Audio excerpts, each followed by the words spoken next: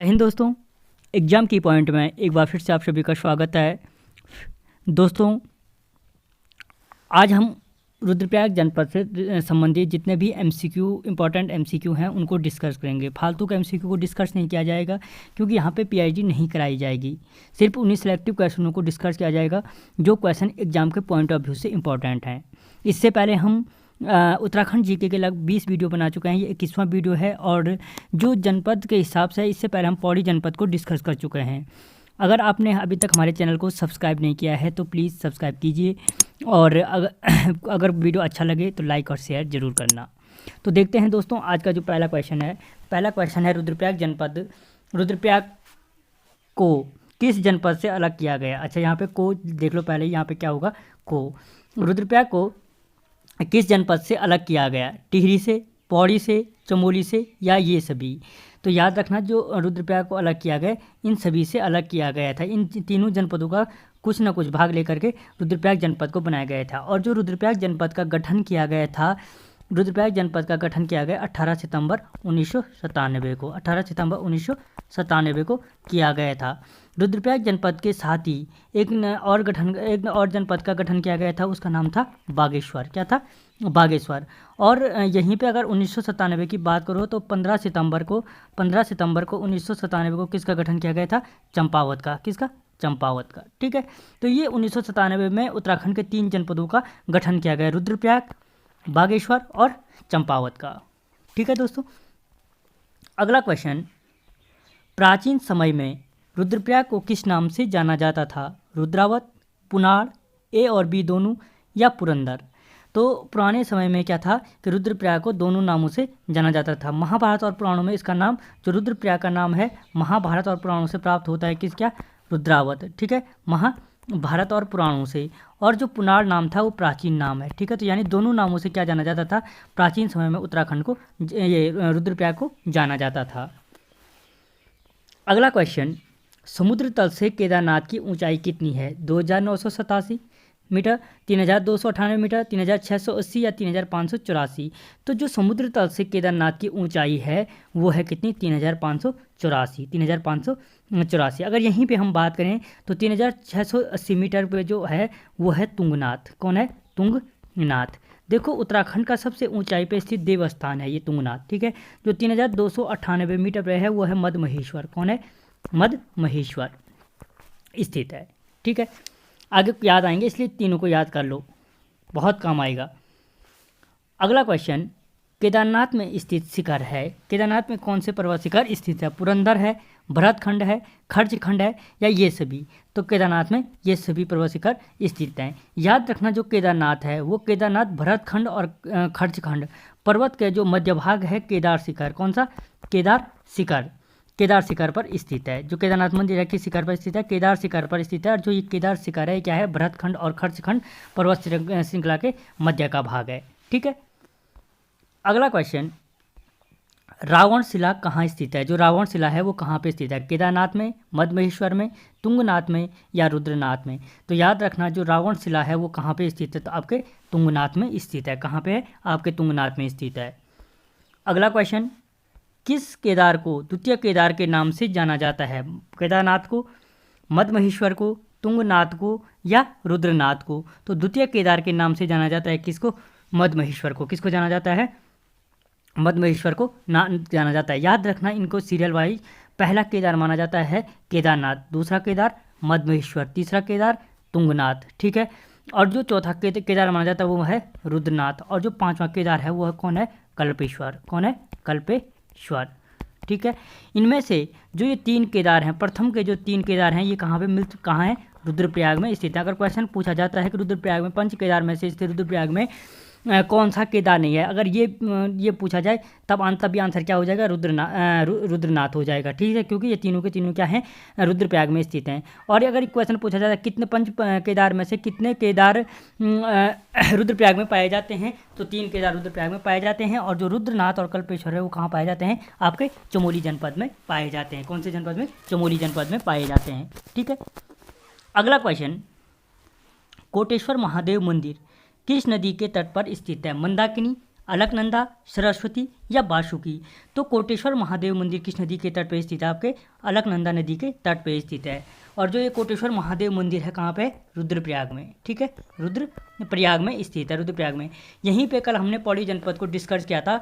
आपने मेरे को बताना है कि धारी देवी मंदिर किस नदी के तट पर स्थित है। जो धारी देवी मंदिर किस नदी के तट पर स्थित है और किस देवी का मंदिर है, किस देवी का मंदिर है। ठीक है, ये 2 क्वेश्चन आप मेरे को कमेंट बॉक्स में इनके आंसर देना। धारी देवी मंदिर किस नदी के तट पर है और किस देवी का मंदिर है। अगला क्वेश्चन, विष्णु भगवान की 52 अवतार की पूजा की जाती है, यानी विष्णु भगवान के 52 अवतार की पूजा कहाँ की जाती है? त्रिजुग नारायण में, गुप्त काशी में, नारायण आश्रम में या गौरी कुंड में। तो विष्णु भगवान की जो 52 अवतार की पूजा की जाती है वो कहाँ पे की जाती है? त्रिजुगी नारायण में की जाती है। कहाँ पे की जाती है? त्रिजुगी नारायण में।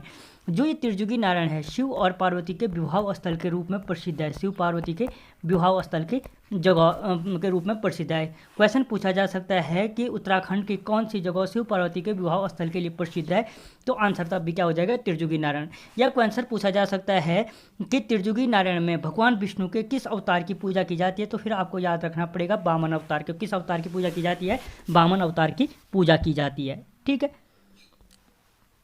अगला क्वेश्चन फिर 8वां ही है, 2 बार आ गए, कोई बात नहीं। केदारनाथ में शिव के किस भाग की पूजा की जाती है? जो केदारनाथ में शिव के किस भाग की पूजा की जाती है? नाभि की, केशों की, पश्च भाग की या बाहों की। तो केदारनाथ में शिव के किस भाग की पूजा की जाती है? पश्च भाग की पूजा की जाती है। किस भाग की पूजा की जाती है? पश्च भाग की पूजा की जाती है। क्योंकि जो नाभि की पूजा है, नाभि की पूजा कहाँ की जाती है? मद्महेश्वर में की जाती है। मद्महेश्वर में की जाती है। किसकी? नाभि की। केशों की पूजा की जाती है कहाँ पे? जो केशों की पूजा है वो केशों की पूजा की जाती है कल्पेश्वर में। कहाँ पे की जाती है? कल्पेश्वर में की जाती है। और जो बाहों की पूजा है, बाहों की पूजा कहाँ पे की जाती है? तुंगनाथ में की जाती है। कहाँ पे? तुंगनाथ में की जाती है। ठीक है दोस्तों, ये याद रखना, ये एग्जाम के पॉइंट ऑफ व्यू से बहुत ज़्यादा इंपॉर्टेंट है। अगला क्वेश्चन, सोन नदी किन नदियों के संगम पर स्थित? अच्छा, सोन नदी नहीं, सोनप्रयाग किन नदियों के संगम पर स्थित है? जो सोनप्रयाग है किन नदियों के संगम पर है? मंदाकिनी और अलकनंदा, मंदाकिनी और बासुकी, मंदाकिनी और सरस्वती या मंदाकिनी और मधुगंगा। तो याद रखना, जो सोनप्रयाग है वो सोनप्रयाग किसका है? मंदाकिनी और बासुकी नदी के संगम पर स्थित है। और जो मंदाकिनी और अलकनंदा के संगम पर स्थित है वो कौन सी जगह है? रुद्रप्रयाग है। कौन सा प्रयाग है? रुद्रप्रयाग। दोस्तों, इससे पहले हम अलकनंदा नदी तंत्र के, उत्तराखंड के सारे नदी तंत्रों को अलग अलग वीडियो के माध्यम से डिस्कस कर चुके हैं, सारे एमसीक्यू को। अगर आपने नहीं देखा है तो आप हमारी चैनल की प्लेलिस्ट में जाकर के देख सकते हो। सारे इंपॉर्टेंट क्वेश्चन वहाँ पे आपको मिल जाएंगे। वहाँ पे अलकनंदा नदी तंत्र अलग से वीडियो है, यमुना नदी उपतंत्र हो गए, आपका भागीरथी नदी तंत्र हो गए, ये सारे के सारे अलग अलग वीडियो के माध्यम से आप एमसीक्यू को डिस्कस किया गया है। अगला क्वेश्चन, चंद्र कुंवर बरतवाल की जन्मस्थली है। जो चंद्र कुंवर बरतवाल की जन्मस्थली है वो कहाँ पे है? मलटोली। ये गलत हो गया है, मालतोली। ठीक है, इसको पढ़ा जाए मालतोली। तो चंद्र कुंवर बरतवाल की जो जन्मस्थली है वो कहाँ पे है? मालतोली में, मैकोटी में, गुप्त काशी में या पंवाली में। तो जो चंद्र कुंवर बरतवाल की जन्मस्थली है वो कहाँ पे है? मालतोली में। कहाँ पे स्थित है? मालतोली में स्थित है। ठीक है, और अगर देखा जाए यहाँ पे कि जो चंद्र कुंवर बरतवाल जी का जो जन्म था वो कब हुआ था? 1919 में, और इनकी मृत्यु 1947 में हुई। ठीक है, जो इनका कविता संग्रह है चंद्र कुंवर बरतवाल का वो किस नाम से है? हिमवंत के नाम से प्रकाशित है। किस नाम से प्रकाशित है? हिमवंत के नाम से प्रकाशित है। और जो इनका प्रसिद्ध गीत है वो क्या, कौन सा है? काफल पाको। अगर पूछा जा सकता है कि जो काफल पाको गीत है, काफल पाको गीत के रचयिता कौन है या के रचनाकार कौन है, तो कौन है? चंद्र कुंवर बरतवाल हैं। ठीक है, चंद्र कुंवर बरतवाल हैं। अगला क्वेश्चन, प्रसिद्ध जाख मेला जिसमें जलते हुए अंगारों के मध्य नृत्य किया जाता है किस स्थान से संबंधित है? तो जो जाख मेला है किस स्थान से संबंधित है? मालतोली, मैकोटी, गुप्त काशी या पंवाली। तो जो जाख मेला है वो गुप्त काशी से संबंधित है। किस स्थान से संबंधित है? गुप्त काशी से। अगला क्वेश्चन, चौराबाड़ी ग्लेशियर के टूटने से केदारनाथ में बाढ़ आई थी, यानी जो चौराबाड़ी ग्लेशियर, यहाँ पे एक क्वेश्चन आपको पहले ही क्लियर कर लो कि जो केदारनाथ में बाढ़ आई थी वो किस ग्लेशियर के टूटने से आई थी? चौराबाड़ी ग्लेशियर के टूटने से आई थी। अब कब आई थी? 16-17 जून 2013 को, 15-16 जून 2013 को, 26-27 जून 2013 को या 25-26 जून 2013 को। तो जो चौराबाड़ी ग्लेशियर के टूटने से केदारनाथ में बाढ़ आई थी वो 16-17 जून 2013 को आई थी। कब आई थी? 16-17 जून 2013 को आई थी, ठीक है। और किसके टूटने से आई थी? चौराबाड़ी ग्लेशियर के टूटने से। जो चौराबाड़ी ग्लेशियर था ये टूट करके क्या हुआ? चौराबाड़ी ताल में गिरा था। किस ताल में? चौराबाड़ी ताल में गिरा था। और उस चौराबाड़ी ताल से पानी क्या हो गए? बाहर निकला, जिसके कारण क्या हुआ? केदारनाथ बाढ़ आई थी, ठीक है। और अगर हम यहीं पे इस चीज़ को देखने की समझें कि जो केदारनाथ आपदा थी, केदारनाथ आपदा से लोगों को बचाने के लिए जो अभियान चलाया गया था उसको किस नाम से जाना जाता है? तो उसको कहा किस नाम से? सूर्य होप के नाम से। किस नाम से जाना जाता है? सूर्य होप के नाम से जाना जाता है, ठीक है। अगला क्वेश्चन, केदारनाथ में स्थित कुंड हैं, केदारनाथ में कौन से कुंड स्थित हैं? रुद्र कुंड, शिव कुंड, गौरी कुंड या ये सभी? तो केदारनाथ में कौन से कुंड हैं? ये सभी कुंड उपस्थित हैं। कहाँ पे? केदारनाथ में। अगला क्वेश्चन, तुंगनाथ समुद्र तल से कितनी ऊंचाई पर स्थित है? इससे पहले हम इन क्वेश्चनों को डिस्कस कर चुके हैं, लेकिन एक बार फिर से देख लो, क्योंकि बार बार इसलिए बताता हूँ कि जिससे आपको वीडियो देखने का कोई ना कोई फ़ायदा मिले, कम से कम कुछ क्वेश्चन आपको यहीं पे याद हो जाएं। तो जो तुंगनाथ है, तुंगनाथ इससे पहले मैंने बताया था कितनी ऊंचाई पर स्थित है? 3680 मीटर की ऊंचाई पर स्थित है, ठीक है। कितने पे? 3680 मीटर की ऊंचाई पर स्थित है। जो 3584 मीटर की ऊंचाई पे स्थित, 3584 मीटर की ऊंचाई पे कौन सी जगह थी? इससे पहला आया था केदारनाथ, ठीक है। और 3298 मीटर की ऊंचाई पे कौन सा है? मद्महेश्वर। कौन है? मद्महेश्वर, ठीक है। और जो पंच प्रयागों में सबसे ऊंचाई पे स्थित है वो 3680 मीटर के साथ तुंगनाथ सबसे ऊंचाई पे स्थित जगह है, ठीक है। अगला क्वेश्चन, तुंगनाथ में भगवान शिव के किस भाग की पूजा की जाती है? इससे पहले हम इस क्वेश्चन को भी डिस्कस कर चुके हैं कि जो तुंगनाथ में भगवान शिव के किस भाग की पूजा की जाती है। तो तुंगनाथ में भगवान शिव के अगर हम देखें तो किस भाग की पूजा की जाती है? वो की जाती है नाभि की। किस भाग की पूजा की जाती है? नाभि की। तुंगनाथ में किस भाग की पूजा की जाती है? बाहों की पूजा की जाती है। तुंगनाथ में किस भाग की? बाहों की पूजा की जाती है, क्योंकि हमने देखा था कि जो नाभि की पूजा की जाती है, नाभि की पूजा जो नाभि की पूजा है, नाभि की पूजा कहाँ पे की जाती है? आपके मद्महेश्वर में की जाती है। मद्महेश्वर में किस भाग की पूजा की जाती है? नाभि की पूजा की जाती है। केशों की पूजा कहाँ पे की जाती है? कल्पेश्वर में। केशों की कल्पेश्वर में। और जो पश्चिम भाग की पूजा है वो कहाँ पे की जाती है? केदारनाथ में की जाती है, केदारनाथ में की जाती है, ठीक है। नाभि की पूजा हो गई, फिर से देख लो, मद्महेश्वर में। केशों की पूजा कल्पेश्वर में, पश्चिम भाग की केदारनाथ में। और बाहों की पूजा की जाती है, जो बाहों की पूजा की जाती है वो आपके तुंगनाथ में की जाती है। बाहों की पूजा कहाँ पे की जाती है? तुंगनाथ में की जाती है, ठीक है। अगला क्वेश्चन, तुंगनाथ किस पर्वत पर स्थित है? जो तुंगनाथ है किस पर्वत पर स्थित है? चौखंबा, चंद्रनाथ, पुरंदर या खर्चखंड? तो याद रखना, जो तुंगनाथ है, तुंगनाथ किस है? चंद्रनाथ पर्वत पर स्थित है। कौन से पर्वत पर स्थित है? चंद्रनाथ पर्वत पर स्थित है, ठीक है। अगला क्वेश्चन, मद्महेश्वर में शिव के किस भाग की पूजा की जाती है? इससे पहले हम इसको क्वेश्चन को बहुत 2 बार डिस्कस कर चुके हैं। फिर देख लो कि मद्महेश्वर में शिव के किस भाग की पूजा की जाती है। तो मद्महेश्वर में शिव के नाभि की पूजा की जाती है। केशों की पूजा कल्पेश्वर में। केशों की पूजा कल्पेश्वर में। बार बार इसलिए बता रहा हूँ कि यहीं पे याद हो जाए। पश्चिम भाग की केदारनाथ में। कम से कम ये 4 क्वेश्चन तो याद यहाँ से समझ के जाओ। बाहों की पूजा तुंगनाथ में की जाती है। बाहों की पूजा कहाँ पर की जाती है? तुंगनाथ में की जाती है, ठीक है। दोस्तों, अगर क्वेश्चन बढ़िया लग रहे हैं, आपको वीडियो बढ़िया लग रहा है तो वीडियो को लाइक कर लो, और आपको क्वेश्चन कैसे लगे कमेंट बॉक्स में मुझे ज़रूर बताना। नया चैनल है, आपके साथ की ज़रूरत है। अगला क्वेश्चन, मद्महेश्वर महादेव मंदिर किस पर्वत पर स्थित है? जो मद्महेश्वर महादेव मंदिर है किस पर्वत पर? चौखंबा पर, चंद्रनाथ पर, पुरंदर पर या खर्चखंड पर? तो जो मद्महेश्वर महादेव मंदिर है वो है आपके किस पे? चौखंबा पर्वत पर स्थित है। चौखंबा पर्वत पर है। चंद्रनाथ पर्वत पर अभी बताया था मैंने आपको कौन सा मंदिर स्थित है? तुंगनाथ का मंदिर स्थित है। कौन से पे? चंद्रनाथ पर। जो पुरंदर और खर्चखंड है वो कहाँ पे है? केदारनाथ के। खर्चखंड और भरतखंड के मध्य में जो केदारखंड है उसी पे क्या है? केदारनाथ मंदिर स्थित है, ठीक है। अगला क्वेश्चन, मद्महेश्वर महादेव मंदिर समुद्र तल से कितनी ऊंचाई पर स्थित है? जो मद्महेश्वर महादेव मंदिर है वो समुद्र तल से कितनी ऊंचाई पर स्थित है? 2987, ये भी हम पहले डिस्कस कर चुके हैं। 3298, 3680 या 3584? तो जो मद्महेश्वर महादेव मंदिर है वो कहाँ कितनी ऊंचाई पे है? 3298 मीटर पर। 3680 पे क्या है? तुंगनाथ सबसे ऊंचाई पर स्थित मंदिर तुंगनाथ स्थित है। 3584 पे कौन सा है? केदारनाथ मंदिर। और केदारनाथ पंच केदारों में प्रथम केदार, ठीक है। तुंगनाथ पंच केदारों में तृतीय केदार, मद्महेश्वर पंच केदारों में द्वितीय केदार, ठीक है। बार बार इसलिए बता रहा हूँ कि यहीं पे याद करके जाओ। केदारनाथ व मधमेश्वर की पूजा शीतकाल में कहाँ पे की जाती है? जो केदारनाथ और मधमेश्वर की पूजा है शीतकाल में कहाँ पे होती है? मालतोली में, गौरीकुंड में, गुप्तकाशी में या ऊखीमठ में? तो केदारनाथ और मधमेश्वर की जो शीतकालीन पूजा होती है वो ऊखीमठ में होती है। और ऊखीमठ के जो मंदिर की स्थापना थी वो किसने की थी? आदिगुरु शंकराचार्य ने। आदिगुरु शंकराचार्य ने की थी। किसने की थी? आदिगुरु शंकराचार्य ने। और जो ये ऊखीमठ का मंदिर है, क्या नाम था, हाँ, जो ये ऊखीमठ का मंदिर है ये उषा और अनिरुद्ध की विवाह स्थली के लिए प्रसिद्ध है। उषा और अनिरुद्ध की विवाह स्थली के लिए प्रसिद्ध है। ठीक है, कौन सा? ऊखीमठ मंदिर, ओंकारेश्वर मंदिर, ऊखीमठ। ठीक है, अगला क्वेश्चन,